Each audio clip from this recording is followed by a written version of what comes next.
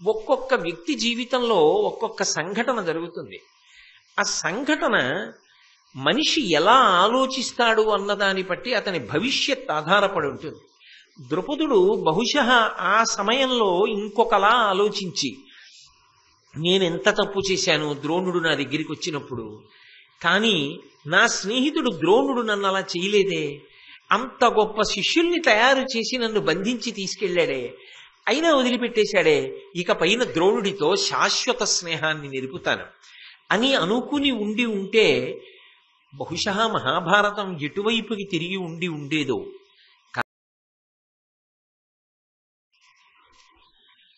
ద్రోణాచార్యుల వారు అర్జునుని యొక్క పట్టుదలకి, పూనికకి, చేసేటటువంటి నిరంతర సాధనకి ప్రీతి పొందినవాడై బ్రహ్మశిరోనామకాస్త్రాన్ని అర్జునుడికి ఉపదేశం చేశాడు.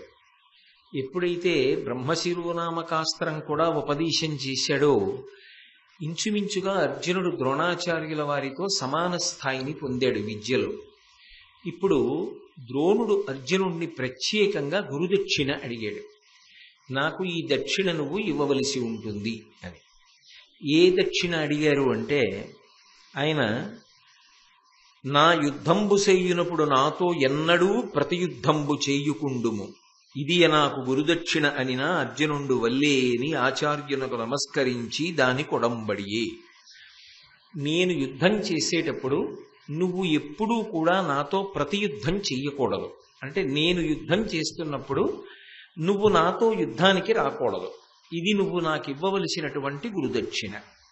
అయితే ఇలా అడగచ్చా ద్రోణాచార్యుల వారి శిష్యుణ్ణి?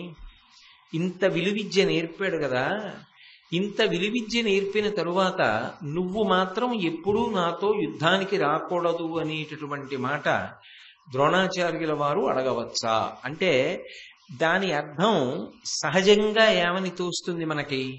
ఒకవేళ ద్రోణాచార్యుల వారు అర్జునుడి మీద బాణాలు వేసినప్పటికీ కూడా అర్జునుడు తిరిగి బాణప్రయోగం చెయ్యకూడదు ద్రోణాచార్యుల వారి మీద. అది మొదటి నిబంధన. రెండు, తనంత తానుగా అర్జునుడు ద్రోణుడి మీదకి యుద్ధానికి వెళ్ళకూడదు. ఇప్పుడు సాధారణంగా లోకంలో యుద్ధం అనేటటువంటిది సంభవిస్తే అది గురువు కానివ్వండి, ఇంకొకరు కానివ్వండి, ప్రతిపక్షంలో ఉన్నప్పుడు యుద్ధం చెయ్యకుండా ఉండడం ఎలా సంభవిస్తుంది? కురుక్షేత్ర యుద్ధమే వచ్చింది, లేదా ఆ ఉత్తర గోగ్రహణం వచ్చింది. అటువంటి సమయాల్లో దుర్యోధనుడి పలుపున ద్రోణాచార్యుల వారు నిలబడి ఉన్నప్పుడు అర్జునుడు ద్రోణుడితో యుద్ధం చెయ్యకుండా నిగ్రహించుకోవడం అసలు ఎలా సాధ్యం అవుతుంది? పైగా నీవు నాతో యుద్ధం చెయ్యకూడదు అనేటటువంటి మాట యొక్క అర్థం ఎప్పుడూ ద్రోణుడితో అర్జునుడు తలపడకూడదు అన్నదే నిజమైతే అది గురువుకి శిష్యుడికి కూడా చాలా పెద్ద అపవాదు తీసుకొస్తుంది. అది గురు శిష్య సంబంధానికి ఒక కళంకాన్ని తీసుకొస్తుంది. ఎందుచేత అంటే ఇంత గొప్ప విద్య నేర్పినటువంటి గురువు శిష్యుడు నేర్చుకున్నటువంటి విద్య వలన భయపడుతున్నాడు అని అర్థమవుతారు. ఇన్ని అస్త్రాలు నేను అర్జునుడికి ఇచ్చాను, ఇప్పుడు అర్జునుడే ఒకవేళ నాతో యుద్ధానికి వస్తే ఆయన యొక్క విలువిద్యా పాటవం ముందు నేను నిలబడగలనో నిలబడలేను. అప్పుడు అర్జునుడు నన్ను దునుమాడవచ్చు, ఆయనతో సమానంగా నేను యుద్ధం చెయ్యలేకపోవచ్చు. అందుకే ఇంత స్థితికి అర్జునుడిని తీసుకొచ్చిన తరువాత అసలు అర్జునుడు నాతో యుద్ధం చెయ్యకూడదు అని గురుదక్షిణ పుచ్చుకుంటే ఇక అసలు అర్జునుడు నాతో యుద్ధానికి రాడు అన్న భావన ద్రోణాచార్యుల వారికి ఉందనుకోండి, అది గురు పదవికి కళంకం వచ్చిందా లేదా? అది గురువుగారు అటువంటి మాట అడగనూకూడదు, అర్జునుడు ఇవ్వనూకూడదు. ఎందుకని అంటే దుర్యోధనుడి పలుపున ద్రోణాచార్యుల వారు నిలబడి యుద్ధం చేస్తున్నప్పుడు అర్జునుడు ద్రోణుడితో యుద్ధం చెయ్యడానికి సిద్ధపడకపోతే అధర్మం నెగ్గుతుందా, ధర్మం నెగ్గుతుందా? అధర్మం నెగ్గుతుంది. అయినప్పుడు నేను యుద్ధం చెయ్యను అని అర్జునుడు అనకూడదు, నువ్వు యుద్ధం చెయ్యకుండా ఉండాలి అని ద్రోణుడు అడగనూకూడదు. ఒకవేళ అడిగితే గురువు దోషాన్ని తీసుకొచ్చినట్టు తను ఉన్న పదవికి, అలా మాటిస్తే శిష్యుడు దోషాన్ని తీసుకొచ్చినట్లు. ఎందుకని అంటే ధర్మం కోసం నిలబడవలసి వచ్చినప్పుడు గురువైనా సరే యుద్ధం చెయ్యవలసి, గురువుతోనైనా యుద్ధం చెయ్యవలసింది. అయితే మీకు ఇక్కడ ఒక ధర్మమీమాంస వచ్చే అవకాశం ఉంటుంది. బహుశా ద్రోణుడు ఒక అందుకు అడిగి ఉండవచ్చండి.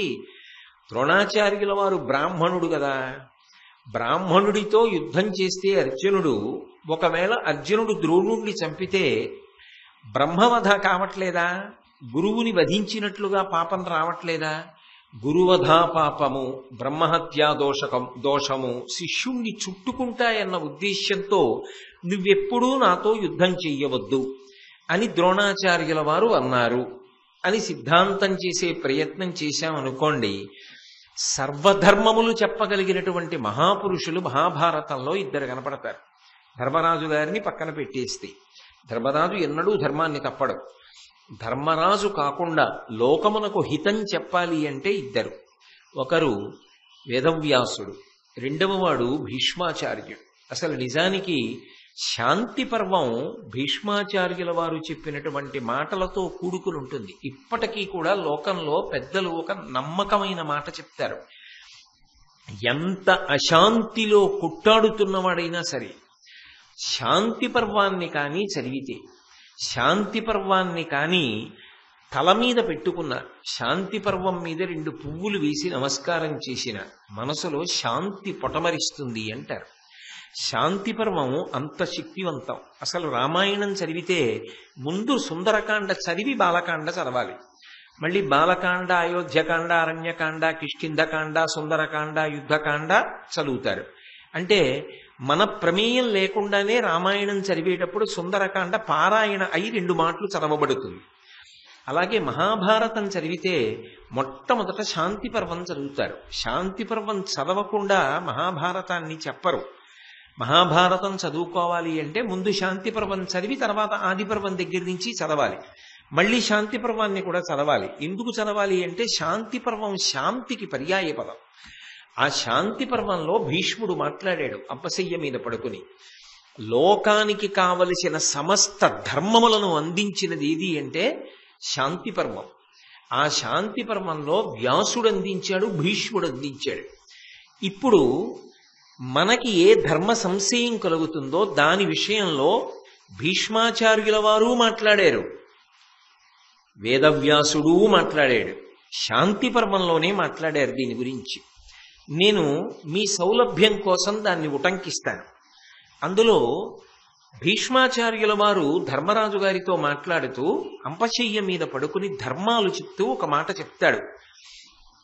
శాంతుడుగాకని నాయుధవంతుడై కవియు విప్రు వేదాంతినైన హింసించుట ఎంతయు ధర్మంబు శృతులు ఇట్లని చెప్పున్. ఒక బ్రాహ్మణుడు వేదాంగములు చదువుకున్నవాడు, బ్రహ్మజ్ఞానాన్ని తెలుసుకున్నవాడు, గొప్ప విద్వాంసుడైనప్పటికీ కూడా శాంతుడుగాకని ఆయుధవంతుడై కవియు విప్రు వేదాంతినైనా, ఆయుధాన్ని పట్టుకుని ఆ బ్రాహ్మణుడు యుద్ధరంగంలోకి ప్రవేశించి యుద్ధం చెయ్యడానికి వచ్చి మీద పడుతుంటే అటువంటి వాణ్ణి చంపేస్తే దాని వలన ఏ పాపము రాదు.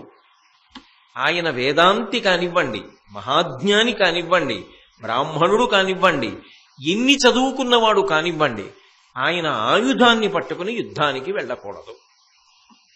అది ఎవరు చెప్తున్న ధర్మం? భీష్ముడు చెప్పినటువంటి ధర్మం. ధర్మరాజు గారికి అంపశయ్య మీద పడుకుని శాంతి పర్వంలో భీష్ముడు ఏం చెప్పాడో అవన్నీ కూడా పరమసత్యములుగా ఇప్పటికీ పెద్దలు జీవితంలో అనుష్ఠాన పర్యంతంలోకి తెచ్చుకుంటారు. అంత గౌరవాన్ని ఇస్తారు. భీష్మాచార్యుల వారి గురించి చెప్పినప్పుడు శాంతి పర్వం వస్తుంది, అప్పుడు మీరు విందురు గాని. అందులో మరి భీష్ముడు ఈ మాట చెప్తున్నాడు. ఎంత శాంతుడు కాకుండా, ఎంత వేదాంతి అయినా, ఎంత విద్వాంసుడైనా, ఎంత గొప్ప బ్రాహ్మణుడైనా ఆయుధాన్ని పట్టుకుని యుద్ధానికి వస్తే చంపేసేయచ్చు అని చెప్తున్నాడు. అలాగే వేదవ్యాసుడు ధర్మరాజుతో మాట్లాడాడు శాంతి పర్వంలో.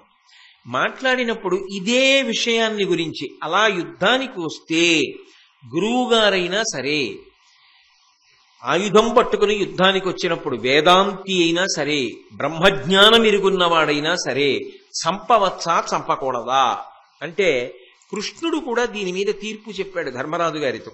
వేదవ్యాసుడు కూడా తీర్పు చెప్పాడు. చెప్తూ వ్యాస భగవానుడు అన్నాడు, దురముగ గైదువు కొని తన బొరిగొన నీతించునట్టి పురుషుని వేదాంత రహస్య వేది అయినను బొరిగొనినను కిల్బిషంబు వందదు వచ్చా.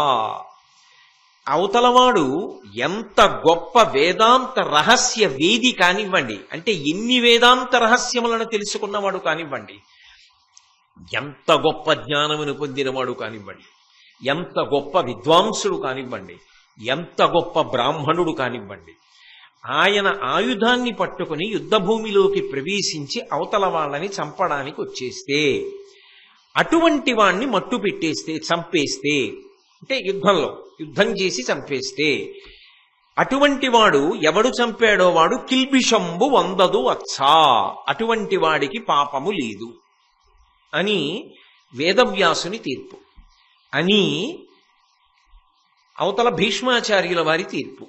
అంటే ఇవి రెండు పరమసత్యములు. ఎందుకని ఏదైనా ఒక విషయాన్ని చెప్పాలి అంటే వేదములు ప్రమాణం చేసి చెప్తారు, అప్పుడు అది పరమధర్మమని గుర్తు. అందుకే భీష్ముడు మాట్లాడేటప్పుడు పద్యాన్ని పూర్తి చేస్తూ ఒక మాట మాట్లాడు, శృతులు ఇట్లని చెప్పున్ అన్నాడు. శృతి అంటే వేదం, వినడానికి ఆధారం చెవి. వేదం పుస్తకం చదువుకుని నేర్చుకోరు, వేదం గురువుగారి దగ్గర కూర్చోవాలి. గురువుగారు స్వరం చెప్తారు, ఆ ఉదాత్త అనుదాత్త స్వరిత అని పైకెత్తవలసిన చోట పైకి, కిందకి దింపవలసిన చోట కిందకి, సమానంగా పలకవలసిన చోట సమానంగా పలకాలి. అలా గురువుగారు చెప్తుండగా చెవిని ఆధారం చేసుకుని విని శిష్యుడు వేదమంత్రాన్ని పలుకుతాడు. అందుకని దానికి శృతి అని పేరు. ఆ వేదము చెప్తోంది అని భీష్మాచార్యుల వారు చెప్తున్నారు. అంటే ఇప్పుడు పరమ సత్యము కదా, తిరుగులేని ప్రమాణము కదా. అయినప్పుడు వేద ప్రమాణానికి వ్యతిరేకంగా ద్రోణుడు గురుదక్షిణ అడగచ్చా అర్జునుణ్ణి? నువ్వు నాతో యుద్ధము చెయ్యవద్దు అని అడిగితే వేద విరుద్ధమైనటువంటి గురుదక్షిణ అడిగినట్టే కాదా? అప్పుడు అది అధర్మమే కదా. అధర్మం అయినప్పుడు దాన్ని ఇవ్వకూడదు కదా. ఇచ్చేశాడు అనుకోండి అర్జునుడు, ఇచ్చేసిన తరువాత రేపు పొద్దున్న గురువు గారు యుద్ధానికి వచ్చారు. కురుక్షేత్రంలో రాలాబరి ద్రోణాచార్యుల వారు యుద్ధానికి వచ్చినప్పుడు యుద్ధం చేశాడు, విరాట పర్వంలో యుద్ధం చేశాడు. అప్పుడు మరి తప్పు వచ్చిందా లేదా? వాక్కుని అతిక్రమించిన దోషం అర్జునుడికి పడిందా లేదా? మరి ఎలా అడిగాడు ద్రోణాచార్యుల వారు? భయంతో అడిగినా తప్పే, పిరికితనంతో అడిగినా తప్పే, నాతో యుద్ధానికి రావద్దని అడిగినా తప్పే, ఎలా అయినా తప్పే. కానీ ఆ మాటని చాలా చాలా జాగ్రత్తగా అన్వయం చేసి అర్థం చేసుకోవాలి. ద్రోణుని యొక్క హృదయం ఏమిటంటే, ఇన్ని నేను శిష్యునికి కట్టపెట్టిన తరువాత శిష్యుడు పాపరహితుడై ఉండాలి. శిష్యుడు ఎన్నడూ కూడా పాపమును పొందకూడదు. గురువు ఉద్ధారకుడు. ఉద్ధారకుడు అంటే పైకెత్తేటటువంటి లక్షణం ఉన్నవాడు. ఏ స్థాయిలో ఉన్నాడో ఆ స్థాయి నుంచి పైకెత్తుతూ ఉండాలి గురువు. అయినప్పుడు ఉద్ధారకత్వమునందు అంతర్లీనమైన ప్రతిపాదన ఏది ఉంటుంది? శిష్యుడు పాప పంకిలమునందు చుట్టుకోబడకుండా చూసుకోవాలి. ఎప్పుడు తప్పు వస్తుంది అర్జునుడికి? తనంత తానుగా గురువు మీదకి యుద్ధానికి వచ్చాడు అనుకోండి, ఏ కారణం చేతనైనా, నా దగ్గర ఇంత అస్త్ర విద్య ఉంది, ద్రోణాచార్యుల వారైతే మాత్రం అక్కడ యుద్ధం చేస్తుంటే నేను వెళ్ళి ఆయన మీద యుద్ధానికి వెళ్తాను అన్నాడు అనుకోండి, తప్పే. ద్రోణుడు అర్జునుడి మీదకి యుద్ధానికి వచ్చాడా? రాలేదుగా. ద్రోణుడు అర్జునుడి మీదకి యుద్ధానికి వస్తే అర్జునుడు ద్రోణుడి మీదకి యుద్ధానికి వెళ్ళాలి. అసలు ద్రోణాచార్యుల వారు అర్జునుడి మీదకి యుద్ధానికి రాకుండా అర్జునుడు ద్రోణాచార్యుల వారి మీదకి వెళ్ళి బాణప్రయోగం చేశాడు అనుకోండి, అది ఆయన శరీరానికి తగులుతుందా తగలదా? అప్పుడు అది గురుద్రోహం, అప్పుడు అది గురువు పట్ల చేసిన మహాపచారం, అది కట్టి కుడిపేస్తుంది. ఈ పాపం అర్జునుడిని చుట్టుకోకూడదు. చుట్టుకోకుండా ఉండాలి అంటే ఒక నియతి పెడుతున్నాడు ద్రోణాచార్యుల వారు. ఏమిటి ఆ నియతి అంటే, నీవు ఎన్నడూ కూడా మొదటి యుద్ధానికి రాకూడదు నాతో, దానివల్ల నేను యుద్ధం చేసే పరిస్థితి రాకూడదు. నువ్వు వచ్చి బాణం వేశావనుకో, ఇంత శక్తి నీకు ఇచ్చేసాను, అప్పుడు నేనేం చేయాలి? నాతో సమానుడు నువ్వే, నేను నీతో బాణం వెయ్యాలి. అంటే రెచ్చగొట్టిన వాడు ఎవరయ్యాడు? నువ్వయ్యావు. నువ్వు నేను యుద్ధం చేసుకోవడం మొదలు పెడితే అది ఏ కారణం చేత యుద్ధమైనా ఎంత పెద్ద స్థాయికైనా విడిపోవచ్చు. ఎందుకంటే మన ఇద్దరికీ ఇప్పుడు అస్త్రములు సమాన స్థాయిలో తెలుసు. నాకున్న విద్యనంతా నీకు ఇచ్చా. దీని వలన సమాజమునందు ధర్మం పోతుంది. అయోగ్యుడికి గురువు గారు ఇచ్చేశాడు విద్యనంతా. వాడు అన్నీ నేర్చుకుని తిరగబడి గురువు మీదకి వచ్చాడు. గురువు తప్పక యుద్ధం చేశాడు. ఆయన అస్త్రం వేశాడు, ఈయన అస్త్రం వేశాడు, లోకాలు పోయి. అన్న మాట రాకూడదు.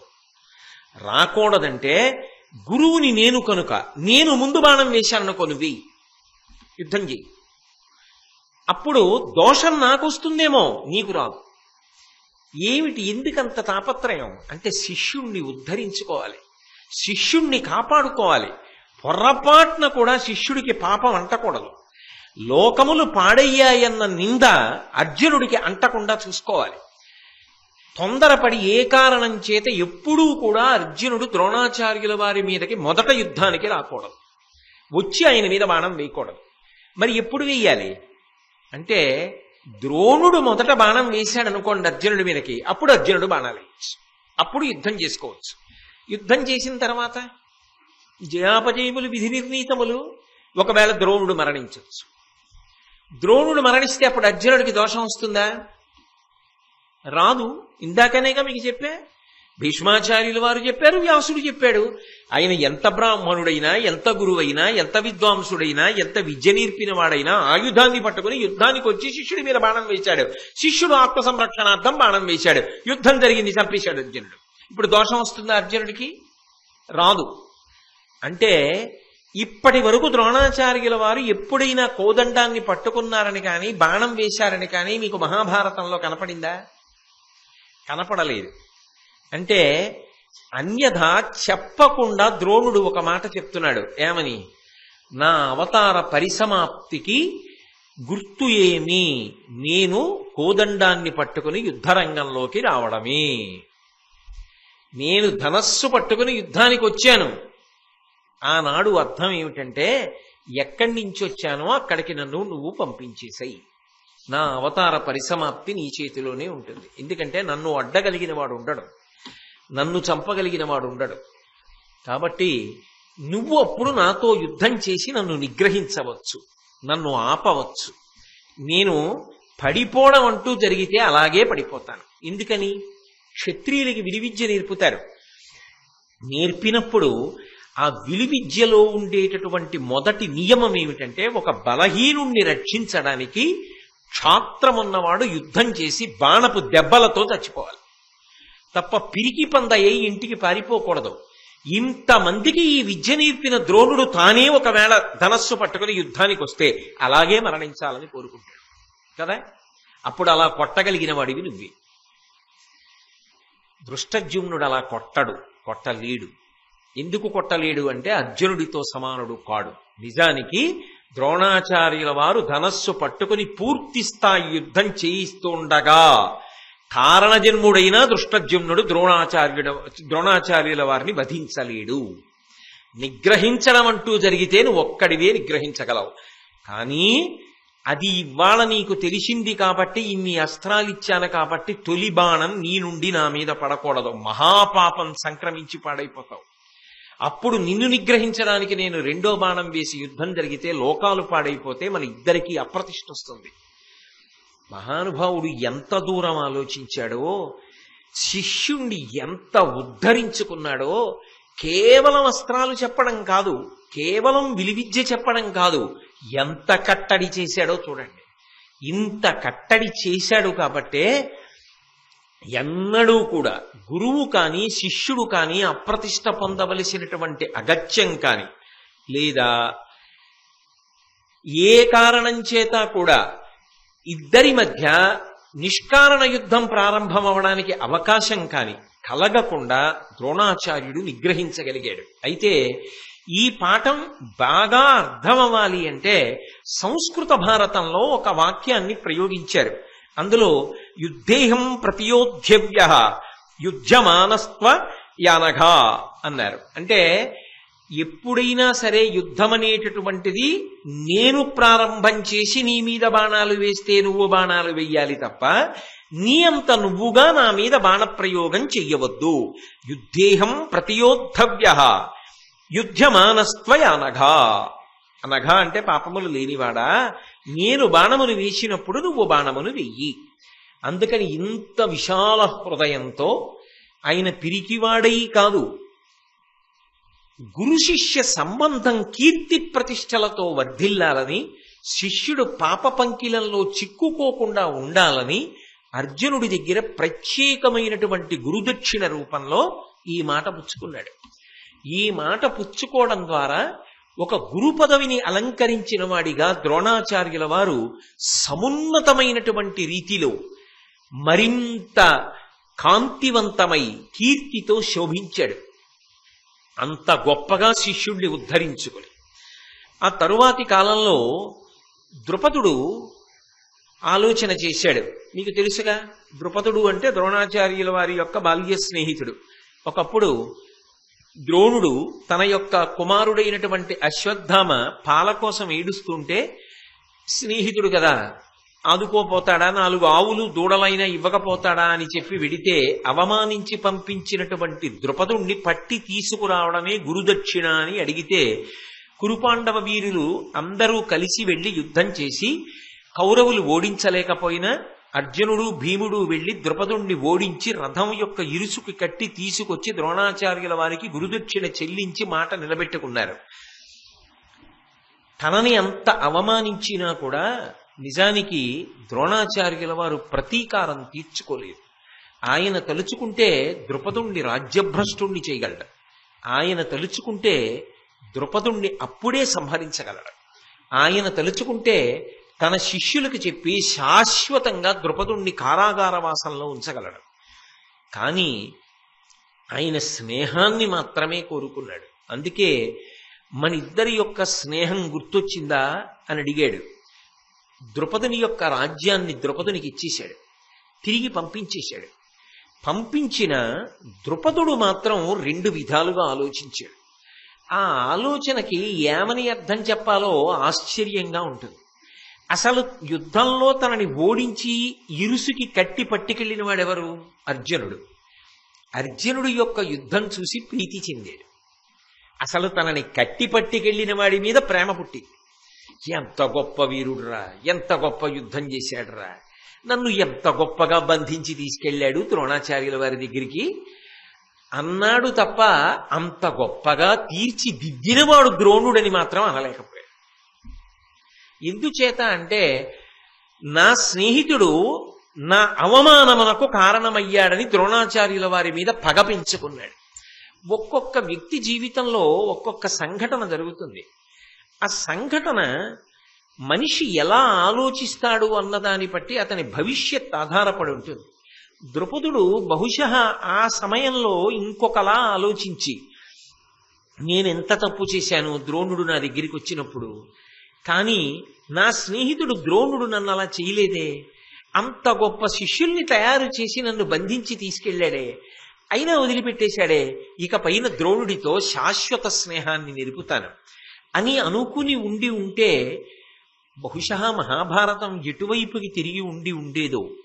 కానీ నేను మీతో ద్రోణాచార్యుల వారి జీవితం గురించి ప్రారంభం చేసినప్పుడే ప్రసంగం ఒక మాట చెప్పా. ఎప్పుడు ద్రోణుడు పుట్టాడో అప్పుడే ద్రోణుడి మృత్యువు కూడా పుట్టాలి. ఎందుకంటే ఇది మర్త్యలోకం కనుక. అందుకే అదే సమయంలో వృషతుడికి మేనకని చూసిన కారణం చేత ఈ ద్రుపదుడు పుట్టాడు. అక్కడ భరద్వాజుడికి ద్రోణుడు పుట్టాడు. ద్రోణుడికి పక్కనే ఈ ద్రుపదుడు పుట్టాడు అంటే నిజానికి ద్రుపదుడి రూపంలోనే ద్రోణుడి మృత్యువు కూడా వచ్చేసింది. ద్రుపదుని యొక్క కొడుకు ద్రోణుడి యొక్క వధకి కారణమై ఉండొచ్చు, కానీ పగ మాత్రం ద్రుపదుడిదే కదా. ఆయన ఏమనుకున్నాడంటే 2 రకాలుగా ఆలోచించాడు. ఇంతటి మహావీరుడు, ఇంతటి విలువిద్యా నైపుణ్యం ఉన్నవాడు, నన్ను యుద్ధరంగంలో ఓడించినటువంటి వాడు అర్జునుడు. ఆ అర్జునుడితో నాకు శాశ్వతమైనటువంటి బంధుత్వం కలగాలి. బహుశः అర్జునుడి యొక్క బంధుత్వం భవిష్యత్తులో తనకి గొప్ప రక్షణనిస్తుందనుకున్నాడు. ఆయన యొక్క యుద్ధ విద్యని చూసి చాలా ముచ్చట పడిపోయి ఆయనతో బంధుత్వం కలుపుకోవాలనుకున్నాడు. కానీ ఆయన ఏం ఆలోచించాడంటే అర్జునుడికే భార్య కావలసినటువంటి కుమార్తెని నేను కనాలి. అక్కడ వరకు బానే ఉంది, ఏదో మంచిగా ఆలోచించాడు, అందులో తప్పు పట్టడానికి లేదు. కానీ 2వ పార్శ్వం మాత్రం చాలా దారుణంగా ఆలోచించాడు. ద్రోణుడు చూపించిన స్నేహభావాన్ని ద్రుపదుడు చూపించలేకపోయాడు. ఇప్పుడు ద్రోణుణ్ణి వధించగలిగినటువంటి కుమారుడు ద్రుపదుడికి కావాలి. ఆయన లక్ష్యం ఏమిటంటే ద్రోణుణ్ణి వధించాలి. నిజానికి ద్రోణుడు ద్రుపదుణ్ణి వధించాడా? వధించలేదు. కానీ ఆయన ఏమనుకున్నాడంటే నన్ను చంపేస్తే బాగుండేది, చంపిన కన్నా ఎక్కువగా చంపేశాడు అవమానం చేసి. తన శిష్యుల ముందు నన్ను కట్లు విప్పి వెనక్కి పంపించేశాడు. అంటే చంపిన కన్నా ఎక్కువ అవమానం కదా, బ్రతికించి చంపాడు. కాబట్టి ద్రోణుడు బ్రతకకుండా చంపాలి.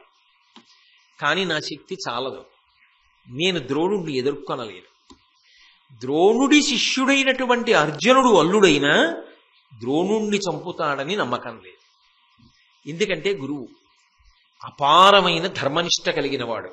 గురువు పేరు చెప్తే పొంగిపోతాడు అర్జునుడు. ఆ శిష్యుడి పేరు చెప్తే గురువు గారు పొంగిపోతారు. ఒక్కనాటికి అర్జునుడు చంపడం. నిజం కూడా అంతే. ఎందుకనంటే నిజంగా ద్రోణాచార్యుల వారిని సంహరించాలనుకుంటే సంహరించగలిగిన శక్తి ఉన్న అర్జునుడికి ఆ ఆలోచన ఎన్నడూ రాలేదు. గురువు గారిని చంపుదామన్న ఆలోచన రాలా. ఎందుకంటే ఆ గురువు అంటే అంత ప్రాణం అర్జునుడికి. ఒక్కనాటికి చంపడం. నాకు అల్లుడు అవుతాడు, అల్లుడిని చేసుకోగలను ఓ కూతుర్ని కని. అది కూడా ఏదో కూతుర్ని కని గాను. అర్జునుడు పెళ్లి చేసుకోవాలి అంటే ఆమె కారణజన్మురాలై ఉండాలి. అంత గొప్ప కూతుర్ని పొంది అర్జునుణ్ణి అల్లుణ్ణి చేసుకుంటా. అంత గొప్ప కొడుకుని పొంది ద్రోణుణ్ణి సంహరిస్తా. తాను చెయ్యలేనిది తన కొడుకు ద్వారా సాధించాలనుకున్నాడు. ఆత్మావై పుత్రనామాసి, కానీ కదు తన కుమారుడి రూపంలో భూమి మీద తిరుగుతాడు అని వేదవాక్యం. కాబట్టి ఇప్పుడు ఈ రెండు ఎలా సాధించాలి అని ఆలోచించాడు. బాగా ఆలోచిస్తే ఆయనకి ఏం తట్టిందంటే ద్రోణాచార్యుల వారి దగ్గర ఉన్నటువంటిది అపారమైనటువంటి విలువిద్య. ఆయన దగ్గర తయారైన వాళ్లే తప్ప ఈ ప్రపంచంలో ఆ రోజులలో ఎవడైనా, భారతదేశం కాదు సుమండి, ఏ దేశం నుంచి ఎవరొచ్చి విలువిద్య నేర్చుకున్నా ద్రోణాచార్యుల వారి దగ్గరే నేర్చుకున్నారు ఆ రోజుల్లో. అంటే యావత్ ప్రపంచానికి విలువిద్య నేర్పి కీర్తి సంపాదించి ఈ దేశాన్ని అంత పై స్థాయిలో నిలబెట్టిన ఘనత ద్రోణాచార్యుల వారిది. అటువంటి ద్రోణుణ్ణి చంపగలిగిన దిట్టెక్కడున్నాడు? ఎక్కడా లేడు. ఆయన్ని చంపగలిగిన వాడు లేడు. ఆయన్ని చంపాలంటే ఒకటే మార్గం, ఆయన చచ్చిపోవాలనుకోవాలేమో అంతే. ఎందుకు అనుకుంటాడు? కాబట్టి ద్రోణుణ్ణి చంపగలిగిన వాడంటే వాడు కారణజన్ముడై ఉండాలి. వాడు లౌకికంగా జన్మించిన వాడు ఎవ్వరూ కూడా ద్రోణుడి దగ్గర విద్య నేర్చుకుని ద్రోణుణ్ణే చంపాలి అంటే అంత గొప్ప పటుత్వం ఉన్నవాడు ఎప్పటికి పుడతాడు. పుట్టినవాడు అంత గొప్పవాడు అవుతాడని ఎక్కడ నమ్మకం? అందుకని వాడు కారణజన్ముడు కావాలి అంటే నాకు కూడా బ్రాహ్మణ సహాయము కావాలి. ఇది కేవల క్షాత్రము వలనో కొడుకుని కూతుర్ని ఖండం వల్ల జరిగేది కాదు. ఇందులో బ్రాహ్మణ సహాయం అవసరం. కాబట్టి నేను రాజ్యాన్ని రాజ్య పరిపాలనని పక్కన పెట్టి మంత్రులకు అప్పగించి బ్రాహ్మణ సేవ చేస్తూ వెడతా. అటువంటి మహావీరుడైనటువంటి కొడుకుని, అంత గొప్ప కూతుర్ని నాకు బిడ్డలుగా పొందగలిగినటువంటి అవకాశాన్ని, అధికారాన్ని యజ్ఞం చేసి కట్టబెట్టగలిగినటువంటి మహాపురుషులు ఎక్కడున్నారో వెతుక్కుంటారు అని బయలుదేరాడు. బయలుదేరి భారతదేశం అంతటా తిరుగుతున్నాడు. ప్రత్యేకించి నదీ తీరాలలో కుటీరాలు వేసుకుని ఉంటారు. వానప్రస్థాశ్రమము అని. గృహస్థాశ్రమం తర్వాత వానప్రస్థాశ్రమం స్వీకరించి కేవలం భార్యతోటి తపస్సు చేస్తూ ఉంటారు, ఇంద్రియములను నిగ్రహించి. మహాతేజోమూర్తులు, గొప్ప గొప్ప విద్యలను అభ్యసించిన వాళ్ళు ఎక్కడున్నారు? వాళ్ళ ద్వారా చేయించాలి ఆ యజ్ఞం. కాబట్టి ఇప్పుడు వాళ్ళని వెతుక్కుంటూ తిరుగుతున్నాడు.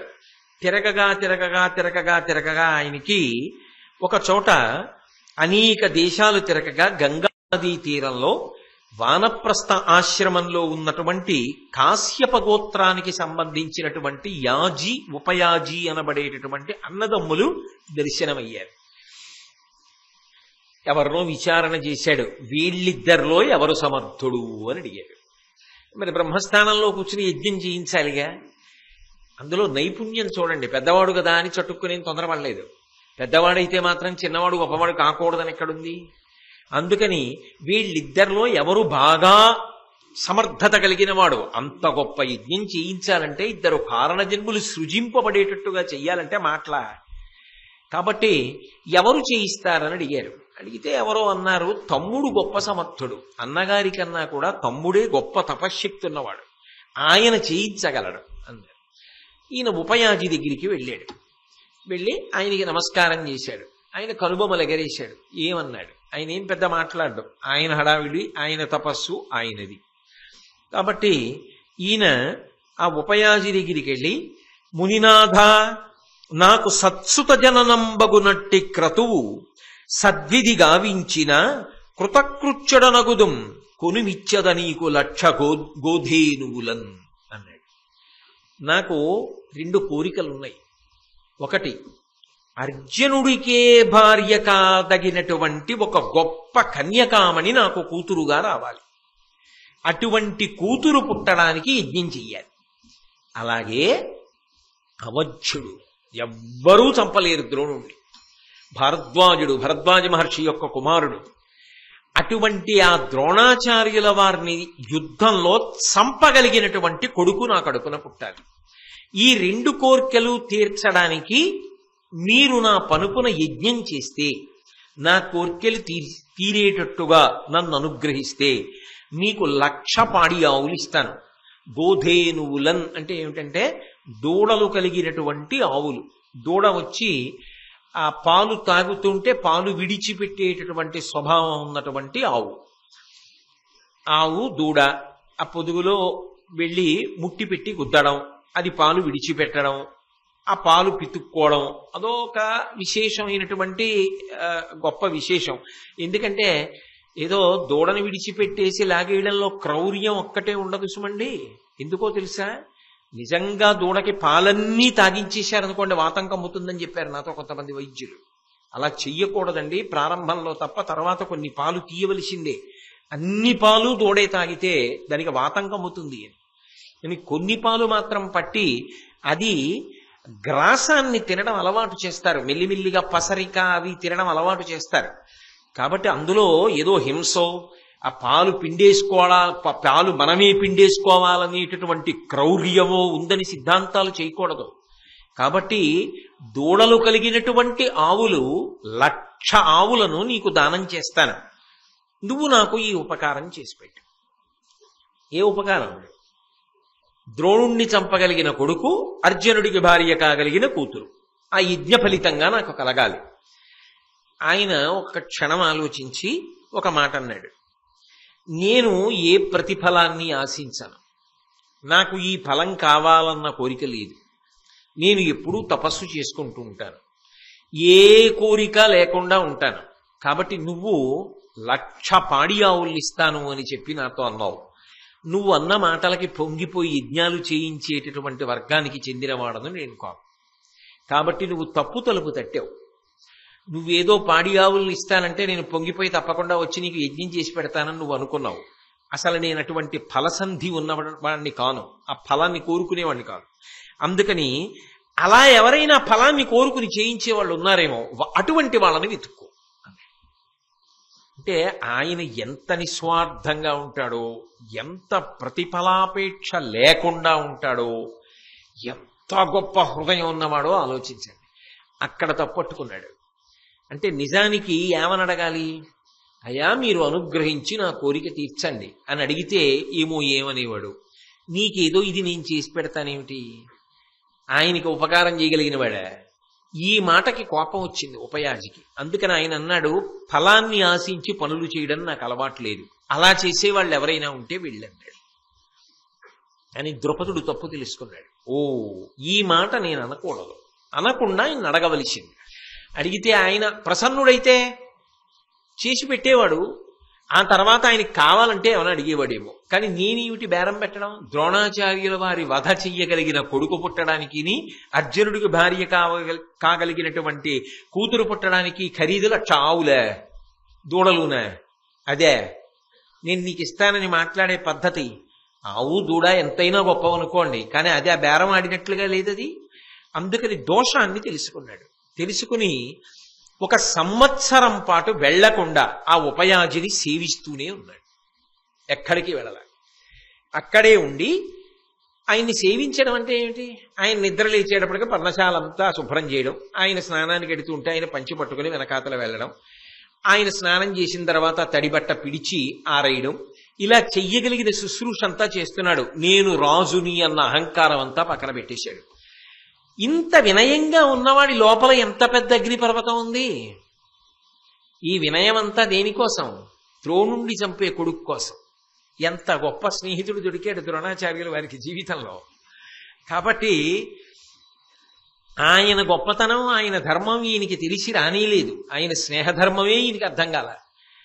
1 సంవత్సరం పోయిన తరువాత ఉపయాజీ అన్నాడు, నువ్వు యజ్ఞం చెయ్యాలి, ఓ కూతురు కొడుకు కావాలి అని అడిగావు కదూ, అది మా అన్నయ్య చేయిస్తాడు, మా అన్నయ్య యాజి ఇక్కడే దగ్గరలో ఉంటాడు అని ఒక అద్భుతమైన మాట చెప్పాడు. అసలు ఆ మాట ఆయన తప్ప ఎవరైనా చెప్పగలరా అనిపిస్తుంది నాకు. ఆయన అన్నాడు, అనగచరితుడు మా ఎన్న వనములోన చనుచునొక్కనాడు ఒక్క పండొనరగాంచి కొనియే శుచియగు శుచియగాదని ఎరుగబడని భూమి తలంబుపై పడినదాని. ఆయన అన్నాడు, మా అన్నయ్య ఉన్నాడే యాజులు, ఆయన చేయిస్తాడు నీకు ఈ యజ్ఞం. ఎందుకు చేయిస్తాడు అంటున్నావేమో, మా అన్నయ్య ఒక రోజున వన ప్రాంతంలో వెళ్ళిపోతున్నాడు. వెళ్ళిపోతుంటే ఓ చెట్టు నుంచి కింద పడిపోయిన పండు ఒకటి కనపడింది. మా అన్నయ్య ఇక్కడ పడింది కదా, ఈ భూమి ఎటువంటిది? ఇది పవిత్రమైన ప్రదేశమేనా అపవిత్రమైన ప్రదేశమా? ఏమో, అక్కడ ఏదైనా జంతువు మూత్ర విసర్జన చేసి ఉండొచ్చు, లేదా నరుడు మూత్ర విసర్జన చేసి ఉండొచ్చు, ఏదైనా జంతువు మల విసర్జన చేసి ఉండొచ్చు, అది మట్టిలో కలిసి ఉండొచ్చు. పండు పడిందనగానే తీయడమే. అది ఎక్కడ పడింది ఆయన చూడలేదు, ఎక్కడ పడిందో చూడలేదు, పండు దొరికింది తీసేసుకున్నాడు. కాబట్టి ఆయన నీకు చేయిస్తాడు. ఎంత గొప్ప మాట అండి నిజంగా. అంటే అది పవిత్రమా అపవిత్రమా, అలా తీసుకోవచ్చా తీసుకోకూడదా? మా అన్నయ్య అయితే ఆలోచించాడు, దొరికింది కాబట్టి తీసేసుకున్నాడు. ఆయన దగ్గరికి వెళ్ళి చెప్పు నీ లెక్కలు చేయిస్తాడన్నాడు. ఏడాది సేవిస్తే ఈ జవాబు చెప్పాడు. ఆయన ఎంత నిర్భయుడో. అది చెప్పేటప్పుడు అన్నయ్యని నింద చేశాడా అంటే నింద చేయలేదు, ఓ జరిగిన సంఘటన చెప్పాడు. జరిగిన సంఘటన చెప్తూ అన్నయ్య మనస్తత్వాన్ని చెప్పాడు. మనస్తత్వాన్ని చెప్పి ఇది లోపల ఉన్న స్వభావం కాబట్టి నీకు యజ్ఞం చేయిస్తాడని చెప్పాడు. చెప్పి ఒక మాట అన్నాడు, ఫలాన్ని కోరుకోవాలి అనుకున్నవాడు ఉంటాడే, అంటే ఏదో ఒక ఫలాన్ని పొందాలనుకున్నవాడు దోషాన్ని చూడడం. అవతల వాడి దగ్గర దోషం ఉందా దోషం లేదా, ఇందులో దోషం ఉందా దోషం లేదా, ఇవేం అక్కర్లేదు. వాడికి అది దొరికిందా లేదా అదొక్కటే చాలు. ఇలా పుచ్చుకుంటే ఏమవుతుంది, వాడికి అక్కర్లా, ఇప్పటికి పుచ్చుకున్నానా లేదా అదొక్కటే. కాబట్టి దోషం గురించి ఆలోచించకుండా ఫలితాన్ని ఒక్కటే ఆలోచిస్తూ ఉంటాడు. 2, ఆయన పంచమహాయజ్ఞములు చేసినటువంటి వాడు. ఇది కితాబిచ్చాడు అన్నగారికి. ఆయన ఎప్పుడూ పంచమహాయజ్ఞములను చేస్తూ ఉంటాడు. పైరు కోసేసిన తరువాత, పంట కోసేస్తారు కదా, కోసేసి ఇంటికి తీసుకెళ్ళిపోయిన తరువాత ఆ మడిలో అంటే ఆ పొలంలో జారి పడిపోయినటువంటి కంకులు ఉంటాయి. ఇంటికి తీసుకెడుతున్నప్పుడు జారి పడిపోయిన కంకులు, ఇక రైతు వాటిని తీసుకెళ్ళడం. అలా పడిపోయిన కంకులు, నేల మీద ఉన్న ధాన్యం ఏరుకుని పట్టుకెళ్ళి జీవనం చేస్తూ ఉంటాడు మా అన్నయ్య. కాబట్టి అటువంటి వాడు కాబట్టి తప్పకుండా నీ యొక్క కోరిక తీరుస్తాడు. ఇప్పుడు భిక్ష చేసి తపస్సు చేస్తున్నాడు, ఆ స్థితిలో ఉన్నాడు, ఆయనను ఆశ్రయించు అన్నాడు. ఇక్కడ ఒక విషయాన్ని బాగా పట్టుకోవాలి. యజ్ఞము చేయుట అన్నది ఒక మాట, మహాయజ్ఞము చేయుట అన్నది ఒక మాట. శాస్త్రంలో ఎక్కడైనా సరే యజ్ఞం చేయడం అన్న మాటే ఉంటుంది, మహాయజ్ఞం అన్న మాట ఉండదు. కానీ 5 యజ్ఞములకు మాత్రం మహాయజ్ఞములని పిలుస్తూ ఉంటారు. పంచమహాయజ్ఞాలు చేశాడండి అంటారు. నిజానికి యజ్ఞము అన్న మాట ఎక్కడ చెప్పినా సరే అది అగ్ని ప్రధానమై ఉంటుంది. అగ్ని ద్వారా దేవతలకు హవిస్సులు ఇచ్చారనుకోండి, యజ్ఞము హోమము అంటారు. హోమము అంటే అగ్ని ద్వారా హవిస్సు ఇవ్వడం. స్వాహ అన్న మంత్రాన్ని చివర పెట్టి అగ్ని ద్వారా దేవతలకు హవిస్సులు ఇస్తే యజ్ఞం చేశారు అని పిలుస్తారు. అది ఎంత గొప్ప యజ్ఞం అవనివ్వండి, యజ్ఞం అంటారు అంతే. కానీ 5 ఉన్నాయి, వాటిని మహాయజ్ఞములు అంటారు. కానీ చిత్రం ఏమిటంటే ఈ మహాయజ్ఞములకు అగ్నితో సంబంధం లేదు. అగ్నితో సంబంధము లేని ఈ 5 మహాయజ్ఞములు ఇవి ఎవరు చేస్తున్నాడో వాడి పట్ల పరమేశ్వరుడు గొప్ప ప్రీతిని పొందుతాడు. యజ్ఞము ఎందుకు చేస్తారు అంటే 3 కారణములకు చేస్తారు. ఒకటి, యజ్ఞము చేస్తే ఏమవుతుంది? కొంత పుణ్యం వస్తుంది, స్వర్గలోకం వస్తుంది. లేదు, నువ్వు ఏమైనా కోరకపోతే పుణ్యం వచ్చి స్వర్గలోకం వస్తుంది. నువ్వు ఏమైనా కోరుకుంటే ఆ కోరిక తీరుతుంది. 3, దేశమంతా సుభిక్షంగా ఉండాలి. అదొక నిస్వార్థమైన యజ్ఞం. చిత్తశుద్ధి కలుగుతుంది. ఈ 3 దానికి ఫలితాలు. కానీ మహాయజ్ఞములు 5 ఉంటాయి. ఈ మహాయజ్ఞములు 5 నిజానికి వాళ్ళు వీళ్ళు అని తారతమ్యం ఉండదు. మనుష్య జన్మ ఎత్తినటువంటి ప్రతి వారు కూడా ఈ పంచమహాయజ్ఞములను చెయ్యవలసిందే. ఈ పంచమహాయజ్ఞములు చెయ్యడానికి అలవాటు పడిన వాడెవరుంటాడో వాడి పట్ల భగవంతుని యొక్క అపారమైనటువంటి ప్రీతి వర్షిస్తుంది. అందులో అనుమానం లేదు. ఏమిటా మహాయజ్ఞములు అంటే దేవయజ్ఞము.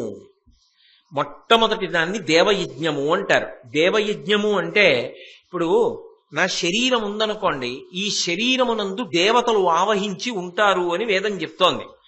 కాబట్టి ఈ శరీరమును పోషించడంలో కూడా దేవతల యొక్క అనుగ్రహం ఉంటుంది. నేను ఊపిరి తీస్తే తప్ప ఈ శరీరం నిలబడదు. ఈ వాయువు బ్రహ్మాండంలో ఉంటుంది. ఈ బ్రహ్మాండంలో ఉన్న వాయువు పిండాండంలోకి ఎడుతుంది. వెళ్ళిన తర్వాత మలినమైపోతుంది. మలినమైపోయినటువంటి ఈ వాయువుని మళ్ళీ ఎవరు పుచ్చుకుంటారు? బ్రహ్మాండం పుచ్చుకుంటుంది. ఈ పిండాండానికి ఆకలేసింది, ఇందులో అన్నం వెయ్యాలి. దీనికి అన్నం ఎవరిస్తారు? బ్రహ్మాండం ఇస్తుంది. అందులోంచి తీసి ఓ యాపిల్ పండు ఇందులో పడేశాను. ఇప్పుడు ఆ బ్రహ్మాండంలో ఉన్న యాపిల్ పండు పిండాండంలోకి వెళ్ళింది. ఇందులో పిప్పి మిగిలిపోయింది. ఈ మిగిలిపోయిన పిప్పి ఎవరు పట్టుకుంటారు? మళ్ళీ బ్రహ్మాండం పట్టుకుంటుంది. పిండాండానికి దాహం వేసింది, ఎవరు నీళ్ళు ఇస్తారు? బ్రహ్మాండం ఇస్తుంది. బయట నదులలో నీళ్లుంటాయి, చెరువులలో నీళ్లుంటాయి. ఆ నీళ్లు తీసి పిండాండంలో పోశారు. ఈ పిండాండంలో మళ్ళీ కాసిన నీళ్లు మిగిలిపోయాయి. ఇప్పుడు ఈ అశుభ్రమైనటువంటి మలినమైనటువంటి నీటిని ఎవరు పుచ్చుకుంటారు? మళ్ళీ బ్రహ్మాండం పుచ్చుకుంటుంది. దీనికి గాలి అవసరమైంది, ఎవరిస్తారు? బ్రహ్మాండం ఇస్తుంది. బ్రహ్మాండంలో గాలి పిండాండంలోకి వెడుతుంది. పిండాండంలోకి వెళ్ళగానే ఆ గాలి మలినమైపోతుంది. మలినమైపోయిన గాలిని మళ్ళీ విడిచిపెట్టినప్పుడు ఎవరు పుచ్చుకుంటారు? బ్రహ్మాండం పుచ్చుకుంటుంది. బ్రహ్మాండము పిండాండము ఇలా సమన్వయం అయ్యేటట్టుగా నేను కాదు చేస్తున్నది, దేవతలు చేస్తున్నారు. ఎందుకని?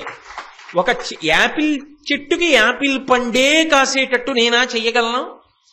వసంత ఋతువు వచ్చిందని నేను మామిడి చెట్టుకి చెప్పానా ఎలా కాసింది మామిడికాయ?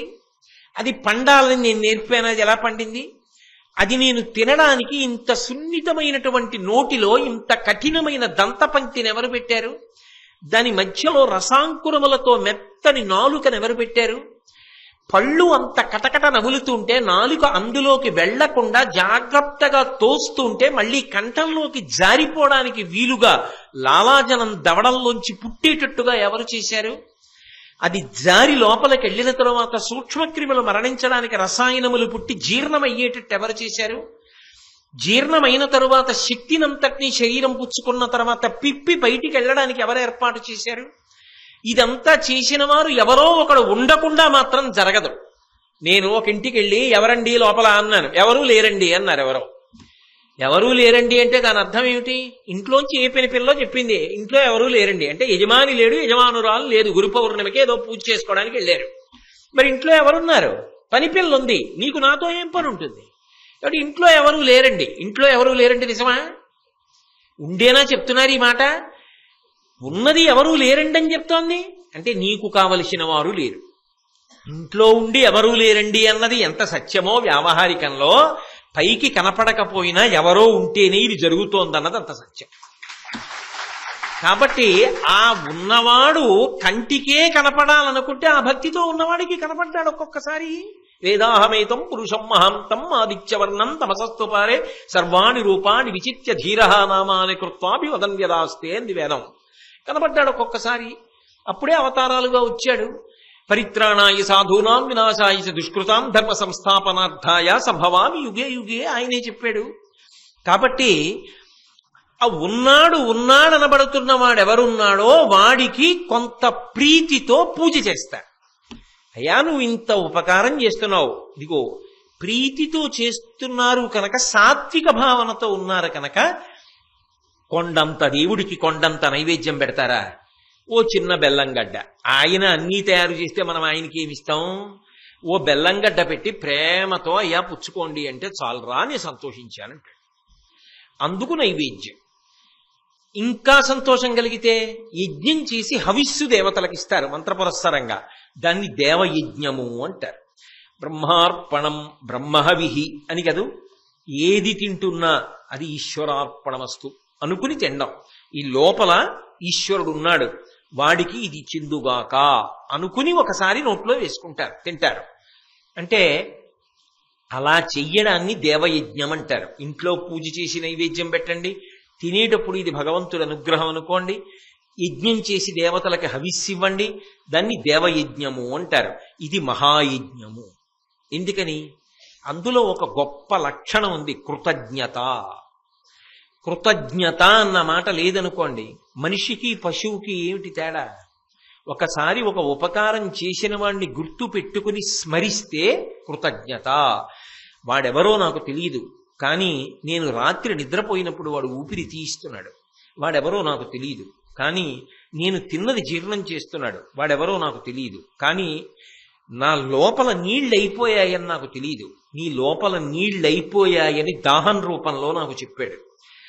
నా లోపల పదార్థం అయిపోయిందని నాకు తెలియదు, ఆకలి రూపంలో మంట పుట్టించి వాడు చెప్పాడు, లోపల పదార్థం అయిపోయింది, నీరసపడిపోతున్నావు, తినమని చెప్పాడు.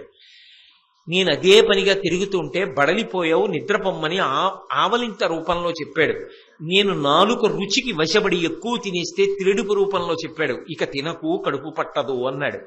వాడెవరో నాకు ఇన్ని ఉపకారాలు చేస్తున్నాడు. వాడు నాకు కనపడి ఉండి ఉండకపోవచ్చు, కానీ వాడొకడు ఉన్నాడని నేను నమ్ముతున్నాను కాబట్టి వాడికి నేను ప్రీతితో చేసినటువంటి నైవేద్యం కానీ యజ్ఞం కానీ ఇవి దేవయజ్ఞము అని పిలుస్తారు. అందులో కృతజ్ఞతా లక్షణం ఉన్నది. అది విస్తరించిందనుకోండి, మీకు ఏ చిన్న ఉపకారం చేసిన వాళ్ళనైనా సరే మీరు ప్రేమతో చూడకుండా ఉండలేరు. అప్పుడు ప్రేమ భావన మిగులుతుంది మనుషుల మధ్య. ఆ ప్రేమ భావన ఏం చేస్తుంది? శాంతికి కారణమవుతుంది. అందుకే అది మహాయజ్ఞములలో మొదటి. అందుకే దేవయజ్ఞము. రెండవది పితృయజ్ఞము. ఇవాళ ఈ శరీరం ఉండబట్టి కదూ నేను భారతం చెప్తున్నాను, ఈ శరీరం ఉండబట్టి కదూ భారతం చదువుకుంటున్నాను, ఈ శరీరం ఉండబట్టి కదూ దేవాలయంలోకి వచ్చాను. ఈ శరీరం ఉండడానికి కారణం ఎవరు? నా తల్లి తండ్రి. వారు ఉన్నంతకాలం భక్తితో వాళ్ళని సేవించడం, వాళ్ళ శరీరం పడిపోయిన తరువాత ఆ రోజు జ్ఞాపకం పెట్టుకుని వాళ్ళకి శ్రాద్ధకర్మ చేయడం, స్వధామంత్రంతో వాళ్ళకి ఇవ్వవలసినటువంటి పదార్థాన్ని వాళ్ళకి అందించడం.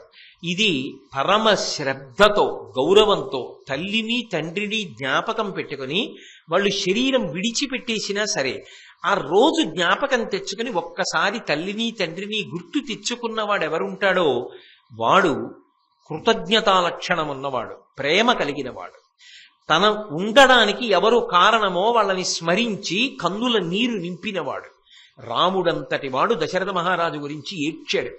తల్లి తండ్రి పట్ల ఆ గౌరవం చూపించలేకపోతే ఇక ఆ జీవితానికి ఏం ప్రయోజనం ఉంటుంది? కనీసం 364 రోజులు నువ్వు సంతోషంగా గడిపినా వాళ్ళేం కాదనలేదు. వాళ్ళ శరీరం పడిపోయిన రోజు జ్ఞాపకానికి తెచ్చుకొని ఇవాళ వాళ్ళ శరీరం పడిపోయినప్పుడు కూడా నా బిడ్డలు సంతోషంగా ఉండాలని కోరుకుంటూ ఆఖరి ఊపిరి విడిచిపెట్టారే, బ్రతికున్నంత కాలం అంత ప్రేమతో నన్ను సాకి పెంచి పెద్ద చేశారే, అటువంటి తల్లిదండ్రుల శరీరం విడిచిపెట్టిన రోజు అని గుర్తు పెట్టుకుని శ్రాద్ధకర్మ చేసిన వాడు ఎవరున్నాడో వాడు పితృయజ్ఞమును చేసినవాడు. అథవా ఆ దేవతార్చన చేసినప్పుడు పూజ చేసినప్పుడు వాళ్ళకి తర్పణ విడిచిపెట్టాలి. పితృతర్పణ అని ఈ బొటన వేలు వీధిగా నీళ్లు విడిచిపెడతారు. పితృతర్పణ చెయ్యాలి, అది పితృయజ్ఞం అంటారు. అలాగే భూతయజ్ఞం. మనతో పాటుగా ఈ ప్రపంచంలో ఎన్నో భూతములు ఎన్నో ప్రాణులు బ్రతుకుతున్నాయి. వాటి వల్ల నేనేం ఉపకారం పొందానండి అని అనడానికి వీల్లేదు. వసంత ఋతువులో నా ఇంట్లో నేను తిరుగుతుంటే ఎక్కడో 2 వీధుల అవతలున్న మామిడి చెట్టు మీద కోయిల కూసింది. నేను అక్కడ నిలబడి అబ్బా కోయిల ఎంత బాగా కూస్తోందో అని విన్నానా? ఆ కోయిల పాట విని నేను సంతోషించానా? నేను అలా వెళ్ళిపోతుంటే ఓ చిన్న పిల్లి పిల్ల ఆడుకుంటోంది. ఆ పిల్లి పిల్లని చూపించి, చూడు పిల్లి పిల్ల ఎంత ముద్దుగా ఉందో, మ్యావ్ అంటోందా అని ఆ పిల్లి పిల్లని చూపిస్తూ నా కొడుక్కి చిన్నప్పుడు అన్నం పెట్టానా? అది అలా ఆడుకుంటూ నాకు ఉపకారం చేసిందా? ఆవు పాలిచ్చిందా? తల్లి లేని పిల్లలు ఆవు పాలు త్రాగి బ్రతుకుతున్నారా? ఆ ఆవు పాలతో అభిషేకం చేసి నేను పుణ్యాన్ని మూట కట్టుకుంటున్నానా? మరి ఈ సమస్త భూతములు నాకు ఉపకారం చేస్తున్నవేగా. అసలు ఉపకారం చెయ్యనిది ఉంది లోకంలో? ఒక చీమ క్రమశిక్షణని నేర్పుతుంది. ఎప్పుడో వర్షాకాలం వస్తుందని ఇప్పుడు ఇంత పంచదార రవ్వ నోట్లో పట్టుకుని ఇలా మనుషులు తిరుగుతారని అలా గోడ నుంచి ఎవరికీ అందకుండా ఊచ పక్క నుంచి ఎక్కడి నుంచో ప్రయాణం చేసి ఎక్కడో ఉన్నటువంటి ఓ చిన్న కన్నంలో ఈ చిన్న చిన్న రవ్వలన్నీ దాచుకుని వానాకాలం వచ్చినప్పుడు బయటికి రాకుండా పంచదార రవ్వలు భోజనం చేస్తూ చక్కగా అందులో కూర్చుని కష్టపడి పనిచేయడం అంటే ఇలా బ్రతకడం నేర్చుకో అని నేర్పిందా చీమ నాకు?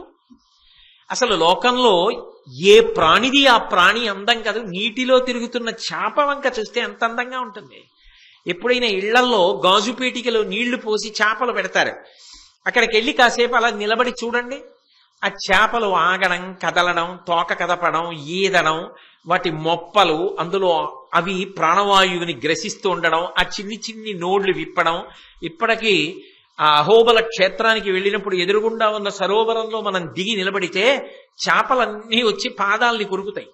చిన్ని చిన్ని నోళ్లతో అవి పాదాలని కొరుకుతుంటే, పాదాల చుట్టూ చేపలు పట్టి కొరుకుతుంటే భలే విచిత్రంగా ఉంటుందో అనుభూతి. అక్కడ ఒక్క చోట ఏమిటో చేపలు అలా వస్తాయి. అలాగే శృంగేరిలో ఆ తుంగా నదిలో ఆ మరమరాలు వేస్తుంటే చేపలు గుంపులు గుంపులుగా వచ్చి తింటాయి. అందులో ఇలా వేస్తుంటే ఎగిరి పట్టుకు తింటుంటాయి. ఎంత సౌందర్యవంతంగా ఉంటుందో. ఒక కప్ప ఉభయచరం వాన కోసం బెకబెకలాడుతుంటుంది. ఏ ప్రాణి అందం ఆ ప్రాణిదే. చూడగలిగిన కన్నుంటే బొద్దింక కూడా గొప్ప అందమే. దేనికి ఉండవలసిన అందం దానికి ఉంది. తిరగబడితే బోర్లా పడలేదు. అదేమిటో దాని విచిత్రం. కాబట్టి ఇన్ని ప్రాణులు, ప్రతి ప్రాణి ఏదో ఒక ఉపకారం చేస్తోంది. ప్రతి ప్రాణి వల్ల బల్లి ఏమీ చేయలేదనుకుంటాం. ఎన్ని పురుగుల్ని పట్టి తింటుంటుందో అది. లేకపోతే అవన్నీ వచ్చి మీనబడి కుట్టేస్తే ఎన్ని విష జ్వరాలు వస్తాయి. ఆ బల్లులన్నీ పట్టుకు తింటాయి. లోకంలో ఉన్న ప్రాణులన్నీ నిజానికి మనుష్యునికి ఉపకారం చేస్తూనే ఉంటాయి. అయినప్పుడు నువ్వు అన్నం తినేసిన తరువాత ఏ మంత్రం అక్కర్లా, చేత్తో ఇంత అన్నం పట్టుకుని పిడచకట్టక్కర్లా, ఇంత అన్నం పట్టుకుని భూతబలి నాతో పాటుగా 4 ప్రాణులు బ్రతుకుగాక, బయటపడాయి, భూమిలో మట్టిలో వద్దు. తప్పలేదండి అంటే నేను కాదన్ను. ఈ చీమలైనా తింటాయి. సాధ్యమైనంత వరకు ఏ చెట్టు కిందో గట్టు మీదో పడేస్తే ఆ సమయానికి ఏ ఆకలితో ఉందో ఓ కాయకి వచ్చి 4 మెతుకులు తినమ్మయ్యా. వేళ పట్టున ఏ మహానుభావుడు పడేశాడోరా 4 మెతుకులు అనుకుందనుకోండి, అది చాలదా? తృప్తి పుణ్యం మాట పక్కన పెట్టండి. ఆకలితో ఉన్న కాకి 4 మెతుకులు తింటే చాలదా నాకు తృప్తి? నా ఆకలొకటి, దాని ఆకలొకట. ఓ కుక్క పరిగెత్తుకొచ్చి 4 మెతుకులు తిందనుకోండి, చాలదా? నువ్వు ఒక్కడివి బ్రతకడం అలవాటు చేసుకోకు. కనీసం నీతో పాటు 4 చీమలు, 2 కుక్కలు, 2 బల్లులు బ్రతకడం అలవాటు చే. అది నీ వలన బ్రతకాలి 4 ప్రాణులు. నువ్వు అన్నిటి వలన బ్రతికేయడం అలవాటు చేసుకోకు. నీ వలన 4 బ్రతకడం కూడా అలవాటు చేసుకో. భూత యజ్ఞం, భూత బలి అంటారు. అందుకే దేవాలయంలో కూడా బలిహరణ మంటపాలను ఉంటాయి. వాటి దగ్గర అమంత్రకంగా లోపల నైవేద్యం పెట్టే ముందు అమంత్రకంగా బలిహరణ మంటపం మీద పెట్టాలి. పెడితే పిల్లి ఇటువంటివి రాత్రిళ్ళు తిరుగుతూ కొంచెం తింటాయి. దేవాలయంలో మనుష్యులకి ప్రసాదం ఎలా పెడుతున్నారో వాటికి అందాలలాగా. కాబట్టి భూతయజ్ఞము అని చేస్తారు. మనుష్య యజ్ఞము 4వ యజ్ఞం. నీ ఇల్లు ఎప్పుడు నువ్వు తినడానికి, నీ భార్య తినడానికి, మీ అమ్మ తినడానికి, మీ నాన్నగారు తినడానికి తప్పని నేను అన్ను. కానీ ఎప్పుడైనా ఎవరైనా ఒక అతిథి రావాలి, గడప దాటి రావాలి, సంతోషంగా వాళ్ళకి వడ్డించాలి. చక్కగా వాళ్ళకి ప్రియమార వాళ్ళకి వడ్డించి వాళ్ళు కడుపు నిండా తిని వాళ్ళు వెళ్ళిన తరువాత ఆ మిగిలినది నువ్వు తినాలి. అతిథి యొక్క ఉచ్ఛిష్టం. వాళ్ళు తినగా మిగిలిన పదార్థం నేను తినడంలో ఒక గౌరవం ఉంది. ఆ వచ్చిన అతిథి పరమేశ్వర స్వరూపం. ఇవాళ ఈశ్వరుడు వచ్చి తిన్నాడు నా ఇంట. ఎప్పుడైనా ఒక్క 4 భోజనానికి పిలవడం నేర్చుకో. ఎప్పుడైనా ఓ 2 పలహారానికి పిలవాలి. ఇల్లాలు వండాలి. వండి చక్కగా 2 కలిసి వడ్డించి ఆ విస్తళ్ళు వాళ్ళు ఎత్తాలి. రామకృష్ణ పరమహంస అంతటి వాళ్ళు ఇంటి ఆ అన్నదానం చేసినప్పుడు విస్తళ్ళు ఎత్తేస్తే అందరూ చేత్తో ఎంగిలి తుడుస్తుంటే ఆయన గడ్డంతో తుడిచారు. ఎందుకని అడిగారు. అడిగితే పరమహంస అన్నారు, మా అమ్మ కాళికాదేవి ఇన్ని ముఖాలతో భోజనం చేసింది. మా అమ్మ తింటుంటే జారి పడిన వెతుకులు నా చేత్తో ఎత్తన మెత్తటి గడ్డంతో ఎత్తుతున్నానని ఎత్తారు. అదొక గొప్ప సంతోషం. 10 మంది భోజనం చేసిన చోట విస్తరెత్తడం ఆనందపడవలసినటువంటి విషయం. వడ్డనకి నేను కానండి, విస్తరెత్తడానికి ఎవరో రావాలనుకోవడం. సంతోషంగా విస్తరెత్తగలగాలి. నిజంగానండి ఈ జాతి గర్వపడదగ్గ విషయాలు కదండి. మహాత్మా గాంధీ గారి జీవిత చరిత్ర చదివితే కళ్ళమ్మ నీళ్లు వస్తాయి. బాబు రాజేంద్ర ప్రసాద్ భారత రాష్ట్రపతి పదవిని అలంకరించిన వ్యక్తి. ఆశ్రమానికి వెడితే గాంధీ గారి దగ్గరికి నన్ను ఏ సేవ చేయమంటారని అడిగారు. కుష్ఠరోగల పాయిఖానా తుడవండి అన్నారు. పరమ సంతోషంగా తుడిచాడు రాజేంద్ర ప్రసాద్ గారు. వాళ్ళ సేవా నిరతి అలా ఉండేది. అది ఏమిటన్నది కాదు, నేను చేశానా లేదా అన్నది ప్రధానం. అక్కడ భేషజాలు మళ్ళీ అహంకారాలు పనికిరావు. ఆ సేవ చేసేటప్పుడు సేవాభావంతోనే చెయ్యగలగాలి, అంతే. దాని వలన సంతోషం. అందుకే నలుగురిని ఇంటికి పిలిచి అన్నం పెట్టడం, ఇంటికి ఎవరైనా వస్తే సంతోషంగా ఓ పండో కాయో వాళ్ళ చేతిలో పెట్టడం, ఓ పసిపిల్లు వస్తే ఓ మధుర పదార్థం పెట్టడం. నువ్వు ఇంటికి వెచ్చాలు తెచ్చుకున్నప్పుడు కనీసం ఓ 4 బిస్కెట్ ప్యాకెట్లు కూడా తెచ్చి ఇంట్లో పెట్టి వచ్చిన వాళ్ళకి పెట్టగలగాలి. డొక్కా సీతమ్మ గారు తూర్పుగోదావరి జిల్లాకి గర్వకారణం, మహాతల్లి. లండన్ వరకు పాకింది ఆవిడ కీర్తి. లండన్లో బ్రిటిష్ చక్రవర్తి పట్టాభిషేకం చేసుకుంటూ డొక్కా సీతమ్మ గారి ఛాయాచిత్రాన్ని పంపించమని ఆవిడ ఛాయాచిత్రానికి పూలమాల వేసి పట్టాభిషేకం చేసుకున్నాడు. అటువంటి తల్లి ఇంటికి ఎవరైనా వస్తే భోజనం చేయమనేది ముందు. అమ్మా భోజనం చేసి వచ్చామంటే పోనీ ఒంటికి మంచిది కాస్త పాత చింతకాయ పచ్చడి నాకండని చేతిలో పచ్చడి వేసి నాకిస్తే కానీ పంపించేది కాదు ఆవిడ. ఇంటికి వచ్చిన వాళ్ళకి కాస్త కాయో పండు ఏదైనా పెట్టు. సేవ ఎంతైనా చేస్తామండి, ఎవరికి మాత్రం మేము పెట్టాం. మేము వండం, మా ఇంట్లో వండి పెట్టడం ఉండదు. ఎక్కడైనా ఎవరైనా వండి పెడుతుంటే మేము వెళ్ళి సేవ చేస్తాం. కొంతవరకు మంచిది, కానీ కొంత ఎదగాలి. నీ ఇంట నువ్వు కూడా వండి పెట్టడం నేర్చుకోవాలి. అంతేగాని అస్తమానం ఎక్కడో ఎవరో వండి పెడుతుంటే సేవ ఒకటే చేస్తాను అనకు. నీ ఇంట నువ్వు కూడా వండి నలుగురికి పెట్టడం నీకు చేత కావాలి. కాబట్టి అది మనుష్య యజ్ఞం. బ్రహ్మయజ్ఞం అని ఒకటి ఉంటుంది. ఋషులు వాళ్ళేం కోరుకోలేదు. వాళ్ళు కేవలం మనుష్య జాతి మంచి గుణాలు పొందాలి అని ఎన్నో గ్రంథములను రచించి మనకిచ్చారు. వాళ్ళేం బిరుదులు కోరుకోలేదు, వాళ్ళేం ప్రతిఫలం కోరుకోలేదు, వాళ్ళే తాంబూలం కోరుకోలేదు. ఇంత గొప్ప భారతాన్ని ఇచ్చిన వ్యాసుల వారు 58 రూపాయల కట్నం కోరుకోలేదు, పంచల్చాప అడగలేదు. నా జాతికి భారతం ఉత్తరోత్తర మంచి గుణాలు నేర్పాలి అని చెప్పి భారతాన్ని రచించి ఇస్తే కవిత్రయం అనువదించి ఇచ్చింది. నీ ఇంట వేదం చదవడం నీకు రావాలి. ఒకవేళ వేదం చదవకపోతే కనీసం రామాయణం ఇంట్లో ఉండాలి. అది వేదోపబ్రహ్మణం. ఒక్క శ్లోకం అయినా చదవాలి. రామాయణం చదవకపోతే భారతం చదవాలి, పంచమ వేదం. భారతం చదవకపోతే భాగవతం అయినా చదవాలి. ఇంట్లో ఎన్ని బొమ్మలో ఉండొచ్చు, ఎన్నో సంబారాలు ఉండొచ్చు, బోలెడన్ని చీరలు ఉండొచ్చు, బోలెడన్ని బట్టలు ఉండొచ్చు, బోలెడన్ని నగలు ఉండొచ్చు. కానీ ఇంటికి వచ్చేటప్పటికీ యజమాని సంస్కారాన్ని చెప్పేది యజమాని యొక్క పుస్తకాలు. ఇన్ని పుస్తకాలున్నాయి, ఇన్ని పుస్తకాలు చదివాడు ఆయన, ఒక జ్ఞాన భాండాగారం. ఎన్ని విషయాలు చెప్పగలడో, ఎన్ని పుస్తకాలు చదివాడు. ఆయన ఇంటికి వెళ్ళి పలకరించి అలా అడగగలిగిన వాడు ఎవరైనా దొరికితే ఆయన ఎన్ని మాట్లాడతాడో, ఎన్ని పుస్తకాలు చూపిస్తాడో, ఎన్ని పంచుకుంటాడో. కాబట్టి అలా మంచి పుస్తకాలు ప్రయత్నపూర్వకంగా చదవడం అంటే చదవడం కోసం చదవడం కాదు, అర్థం చేసుకుని లోపల నిలబెట్టుకోవడానికి చదవడం. లోపల నిలబడింది అనుష్ఠాన పర్యంతంలోకి తెచ్చుకోవడానికి చదవడం, గుణాలుగా మార్చుకోవడం. అది బ్రహ్మయజ్ఞం. ఈ 5 యజ్ఞములు చెయ్యడానికి మంత్రములు లేవు సుమా. ఈ 5 యజ్ఞములు చెయ్యడానికి మనుష్యుడవై మనుష్యత్వం ఉంటే చాలు. దానికి స్త్రీ పురుష పండిత పామర కుల మత వర్ణ వర్గ ధనిక పేద విచక్షణ లేనే లేదు. మనిషిగా పుట్టిన ఎవరైనా ఈ 5 యజ్ఞములు చేయవచ్చు. నిజానికి ఈ 5 యజ్ఞములు ఎవరు నిరంతరం చేస్తున్నారో వాళ్ళ పట్ల పరమేశ్వరుడు గొప్ప ప్రీతి పొందుతాడు. అందుకే వీటిని పంచమహాయజ్ఞములు అని పిలుస్తాడు.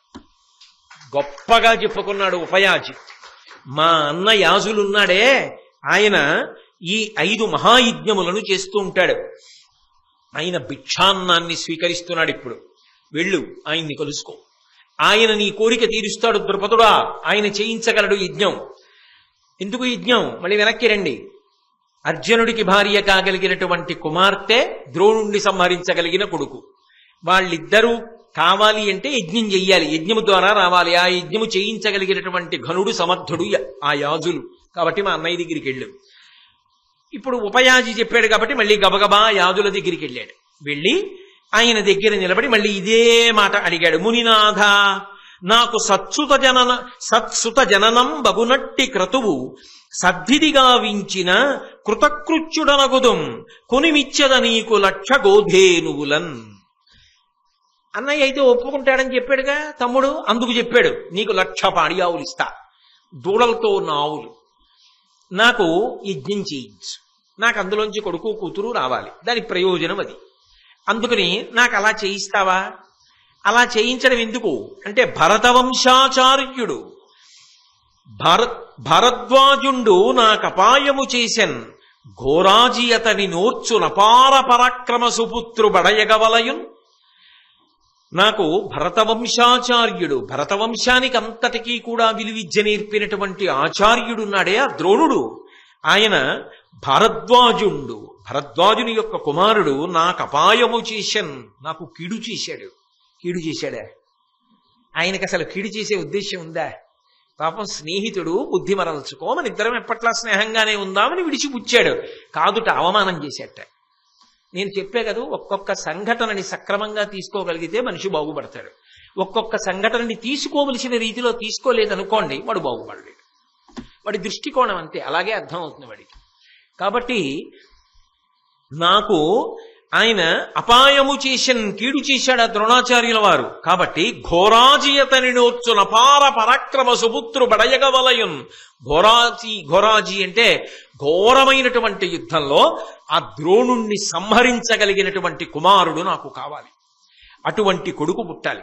అర్జునుడికి భార్య కాగలిగిన కూతురు కావాలి. అటువంటి యజ్ఞం చెయ్యాలి అని మళ్ళీ చిన్న అనుమానం. ద్రోణుడంటే ఏమనుకుంటున్నావో సామాన్యుడు కాడు. ఆయన షడరత్ని ధనుర్ధరుడు, ఎయ్యడ అజితుడు కాన వాని హీనుంగా చేయుడు నాకు చతుర్వర్గము వడయుటయని వృషత సుతుడు ప్రార్థించే ముని. ఆ ద్రోణాచార్యుడున్నాడే 6 మూరల ధనస్సు పట్టుకుంటాడు. అంత పెద్ద ధనస్సు పట్టుకుని ఉంటాడు. ఆయన ఓడిపోవడం అన్న మాట లేదు. ఆయన ఓడడు, ఎన్నడూ ఓటమి లేనివాడు, 6 మూరల ధనస్సుని పట్టుకున్నటువంటి వాడు. అటువంటి వాణ్ణి సంపగలిగినటువంటి కొడుకు నాకు గాని పుట్టాడనుకో, నాకు చతుర్విధ పురుషార్థములు దక్కేసినట్టే, ధర్మార్థ కామ మోక్షములు 4 దొరికినట్టేట. ఆ కక్షకేమైనా అర్థం ఉందా? ఇంత కష్టపడి యజ్ఞం చేసి అదే పొందవలసింది. అయితే ఇక్కడ ఒక్కటి ఆలోచించాలి. ఎంత గొప్ప ద్రోణుడైనా పడిపోవాలిగా. పడిపోకపోతే మళ్ళీ ఎందులోంచి వచ్చాడో అందులోకి వెళ్ళిపోవద్దు ఆ అంశ. అందుకని ఇంత గొప్ప యజ్ఞం చేస్తే తప్ప అంత గొప్ప అవతార పురుషుణ్ణి పడగొట్టడం కుదరదు. ఆయనే సామాన్యుడా? భరతవంశానికి అంతటికీ గురు పదవిలో నిలబడినవాడు. ఆయన్ని పడగొట్టడానికి మళ్ళీ ఇంత ప్రయత్నం జరగవలసి వచ్చింది. అందుకని ద్రుపదుడి బుద్ధిని భగవంతుడు అలా మార్చి ఉంటాడు. అలా నా కోసం యజ్ఞం చెయ్యాలి అనగానే ఆయన అన్నాడు, తప్పకుండా, ఇదిగో ఈ సంభారములు ఇవన్నీ సిద్ధం చేసుకో. యజ్ఞం చేసేటప్పుడు రాజుగారి పక్కన కూర్చోడానికి అధికారమును పొందినటువంటి ఆమెను పత్ని అని పిలుస్తారు. నీ యొక్క ధర్మపత్ని కోకిలాదేవితో కలిసి యజ్ఞం చేద్దువుగానివి. ధర్మపత్ని పక్కన ఉంటే తప్ప యజ్ఞం చేయడం కుదరదు. కాబట్టి కోకిలాదేవిని, ధర్మపత్నిని పక్కన కూర్చోబెట్టుకుని యజ్ఞం ప్రారంభం చేయి. ఈ యజ్ఞమంతా పూర్తయిపోయిన తర్వాత ఆ యజ్ఞము చేత తృప్తి పొందినటువంటి యజ్ఞపురుషుని యొక్క అనుగ్రహం చేత, అగ్నిహోత్రుని అనుగ్రహం చేత తప్పకుండా నీ కోరిక నెరవేరుతుంది. నీకు అటువంటి కొడుకు కూతురు పుడతారు అని యజ్ఞం చేయించాడు. ఇప్పుడు ఆ యజ్ఞంలోంచి మొట్టమొదట కుమారుడు పుట్టాడు. వాడు ఎటువంటి వాడు? ఇలా కేరమని ఏడుస్తూ పుట్టిన పసిపిల్లాడు కాడు. వాడు జ్వాలాభీలాంగుడు, కరవాల బృహచ్చాపధరుడు, వరవర్మ కిరీటాలంకారుడు, వహ్నియపోల రథారూఢుడొక్క పుత్రుడు పుట్టెన్. ఆ అగ్నికుండంలోంచి పుడుతున్నటువంటి కొడుకు ఒక పెద్ద జ్వాల, మంట పైకి లేస్తే ఎలా ఉంటుందో అంత కాంతివంతమైనటువంటి పిల్లవాడు, యవ్వనంలో ఉన్నవాడు పైకొచ్చాడు. ఆయన కరవాల బృహచ్చాపధరుడు, చేతిలో పెద్ద కత్తిని ఒక పెద్ద ధనస్సుని పట్టుకుని, వరవర్మ కిరీటాలంకారుడు, కవచం కట్టుకుని పెద్ద కిరీటం ఒకదాన్ని పెట్టుకుని, వహ్నియపోలే అగ్నిహోత్రం లాంటి కాంతితో రథారూఢుడొక్కడు. పుడుతూని అగ్నిహోత్రంలోంచి రథం పుట్టి రథం మీద ఆయన కూర్చుని పైకొచ్చాడు. రథారూఢుండొక్క పుత్రుడు పుట్టెన్ అంటే ఈ దేశంలో మంత్రశక్తి చేత ఎంత అనితర సాధ్యమైన విషయములను సాధించారో చూడండి. కాబట్టి ఇప్పుడు ఆ పుట్టినటువంటి పిల్లవాడికి దృష్టజుమ్నుడు అని ద్రుపదుడు పేరు ఉంచాడు.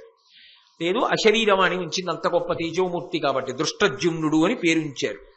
ఆ తరువాత అదే యజ్ఞకుండంలోంచి ఒక కన్యకామణి ప్రభవించింది. ఆమె కులపవిత్ర సితేతరోత్పల కోమలామలవర్ణ ఉత్పల సుగంధి లసన్మహోత్పల పత్రనేత్ర అరాళ కుంతల విభాసిని దివ్య తేజముదాల్చి ఒక్క కుమారి తజ్వలన కుండమునందు పుట్టె ప్రసన్నమూర్తి ముదంబుతోన్. ఆమె పేరు ద్రుపదుని యొక్క కుమార్తె కాబట్టి ద్రౌపది అని ఉంచబడింది. కులపవిత్ర, ఏ పిల్ల పుట్టిన కారణం చేత వంశమంతా పవిత్రమైపోయిందో అంత గొప్ప పిల్ల పుట్టింది. మహాపతివ్రత, మహాసాధ్వి ద్రౌపదీదేవి పేరు చెప్తే చాలు పాపాలు పోతాయి. అంతటి మహాతల్లి కులపవిత్ర, కులాన్ని పావనం చేయగలిగినది అంటే వంశాన్ని పావనం చేయగలిగినది. సితేతరోత్పల కోమలామలవర్ణ, తెల్ల కలువకి వ్యతిరేకమైనది అంటే నల్ల కలువ పువ్వు ఎలాంటి రంగుతో ఉంటుందో, ఎంత కోమలంగా ఉంటుందో అటువంటి కోమలత్వము కలిగినది. మిగిలిన వాటికన్నా నల్ల కలువ మీరు ఎక్కడైనా చూశారో లేదో, నల్ల కలువ యొక్క గొప్పతనమే వేరుగా ఉంటుంది అసలు. ఎందుకంటే మీరు ఎప్పుడైనా నల్ల కలువని ఇలా దగ్గరగా పెట్టుకున్నారనుకోండి, ముఖానికి చల్లతనం తగులుతుంది.